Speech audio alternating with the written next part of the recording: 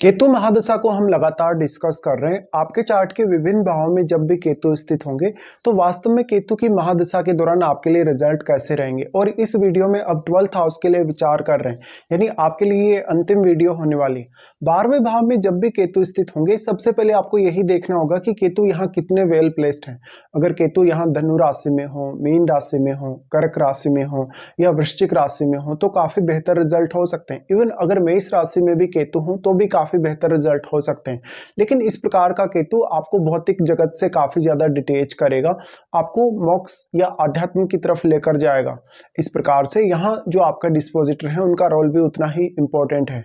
और ज्यादातर स्थितियों में आपके चार्ट में अगर केतु मीन राशि में या धनु राशि में हो तब भी आपको काफी अच्छा रिजल्ट प्रदान करते हैं। यहाँ पे अब कोई भी अन्य ग्रह जो केतु के साथ अगर स्थित है तो वो ग्रह भी अपनी क्वालिटीज को खोएगा।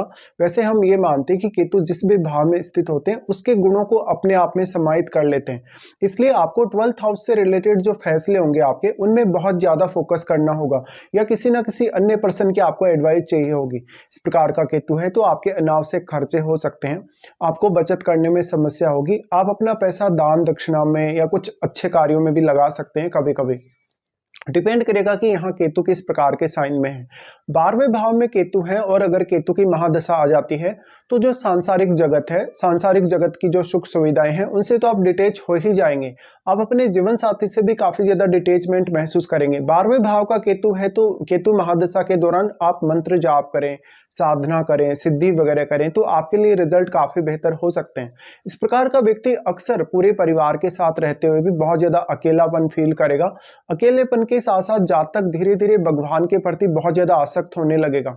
इस प्रकार का जातक कोई भी प्रकार की साधना या सिद्धि की प्रक्रिया अगर फॉलो करे तो उसको बहुत जल्दी रिजल्ट मिलेंगे। साथ साथ में इस प्रकार का केतु इन क्रियाओं की वजह से आपके सिक्स सेंस को भी बढ़ाएगा।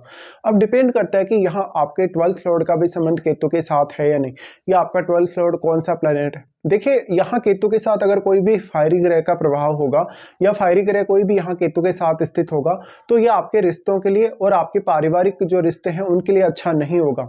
लेकिन ये फिर आपको काफी एक्सट्रीमली लेकर जा सकता है मोक्ष की तरफ। ज्यादातर स्थितियों में केतु यहाँ पर अगर गुरु के घरों में बैठे होंगे तभी वो ज्यादा बेहतर रिजल्ट दे पाएंगे। मान लीजिए यहाँ पर केतु किसी भी अन्य ग्रह के साथ बैठे हैं, वो ग्रह आपके चार्ट में जिन जिन भावों का स्वामी होगा उन भावों के लिए आपको काफी ज्यादा केयरफुली प्लान करना होगा। 12वें भाव में केतु महादशा में आपका कॉन्फिडेंस काफी कम हो सकता है। 7 वर्ष के दौरान आपको अपने डिसीजंस पे सबसे ज्यादा ध्यान देना होगा। और अगर आपका लग्नेश कमजोर स्थिति में है चार्ट में, या आपके चंद्रमा भी काफी कमजोर स्थिति में है, तो इस प्रकार का केतु और भी ज्यादा आपके कॉन्फिडेंस को डाउन कर सकता है। यहाँ पे अब केतु के साथ जो बैठा हुआ प्लेनेट होगा वो काफी इंपॉर्टेंट रोल आपकी लाइफ में निभाएगा, क्योंकि वो उस प्लेनेट की जो क्वालिटीज है वो काफी डिक्रीज होंगी और उस ग्रह की एनर्जी को केतु अपने आप में समाहित कर लेंगे। इसलिए वो ग्रह आपके चार्ट में जिन जिन भाव का स्वामी होगा उन भाव से रिलेटेड जो आपके फैसले होंगे उनमें आप काफी ज्यादा कंफ्यूज हो सकते हैं। इवन आपका मैरिड लाइफ डिस्टर्ब हो सकता है, पारिवारिक रिश्ते बहुत ज्यादा डिस्टर्ब हो सकते हैं।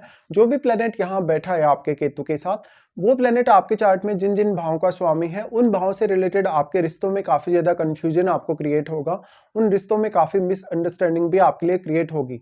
इस प्रकार का केतु है तो वास्तव में यहाँ राहु का प्रभाव है। वैसे तो राहु आपके 6th हाउस में है।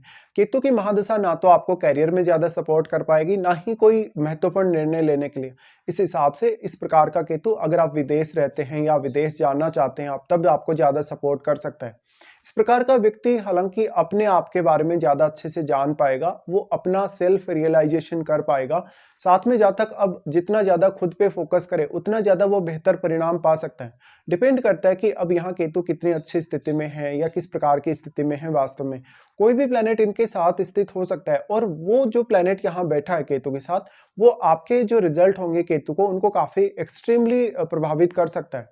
इस हिसाब से देखा जाए तो केतु की 7 वर्ष की जो महादशा होगी आपके जीवन में काफी बड़े बदलाव ला सकती है। अब आपको ऑलरेडी पता है कि केतु की महादशा शुक्र की दशा से पहले आती है, और शुक्र की दशा आपके लिए एक हरियाली जैसा माहौल होगा आपकी लाइफ में। लेकिन केतु की जो महादशा होगी वो हरियाली से पहले पतझड़ का माहौल होगा। ऐसे में इस प्रकार का केतु आपको बहुत कुछ सहन करने की क्षमता और शक्ति भी देगा। तो आपका अब 12th लॉर्ड अच्छी स्थिति में होना चाहिए चार्ट में। इसके साथ-साथ आपके चंद्रमा भी काफ़ी बेहतर स्थिति में हों, आपके लग्नेश भी काफ़ी अच्छी स्थिति में चार्ट में हों, तो केतु से आपको काफ़ी फ़ायदे भी मिलेंगे।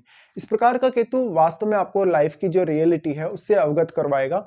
साथ ही अब लेकिन केतु बहुत ही ब्लाइंड प्लैनेट है, इनके पास बुद्धि नहीं है, अपना खुद का विवेक या इनकी जो खुद की क्षमता है, वास्तव में वो ऐसी है कि दूसरे ग्रहों के प्रभाव से कहीं न कहीं ज़्यादातर यहाँ चेंजेज़ आ सकते हैं। कोई भी ग्रह यहाँ अपना प्रभाव डाले 12th हाउस पे तो केतु एक ऐसा प्लैनेट है जो छाया ग्रह की तरह ही है वास्तव में।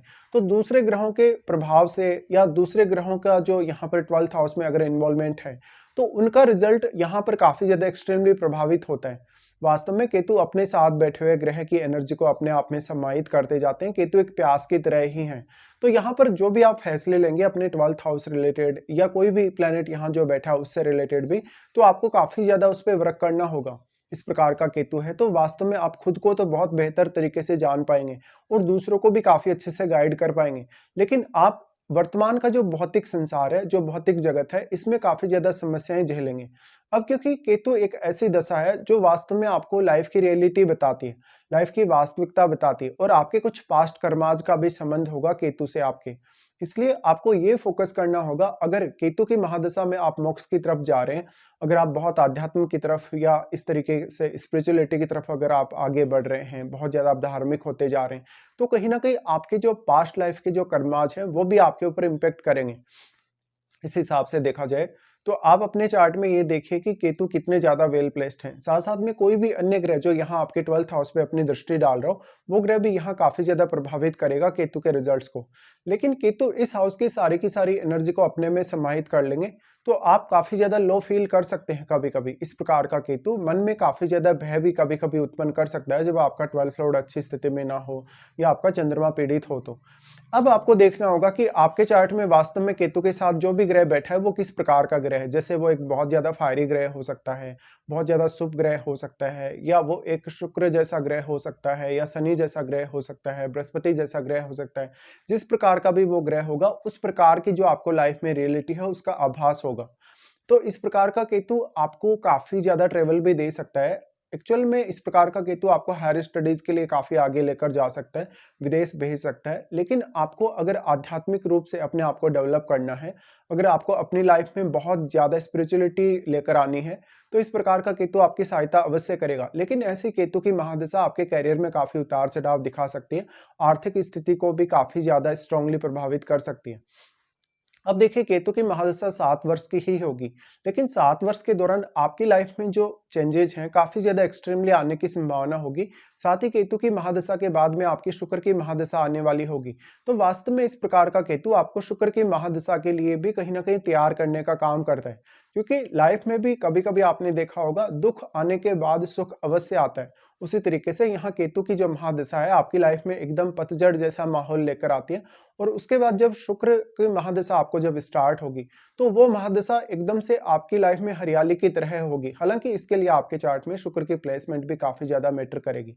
अब डिपेंड ये करेगा कि आपकी अगर केतु की महादशा है, तो कौन से एज पीरियड में आपको केतु की महादशा आने वाली है। ज़्यादातर स्थितियों में देखिए केतु की महादशा अगर आपको 45 की एज के बाद या 50 की एज के बाद अगर आती हो, तो ऐसी महादशा आपकी लाइफ में आपके लिए ज़्यादा अच्छी साबित हो सकती है बाकी आपकी एज की तुलना में।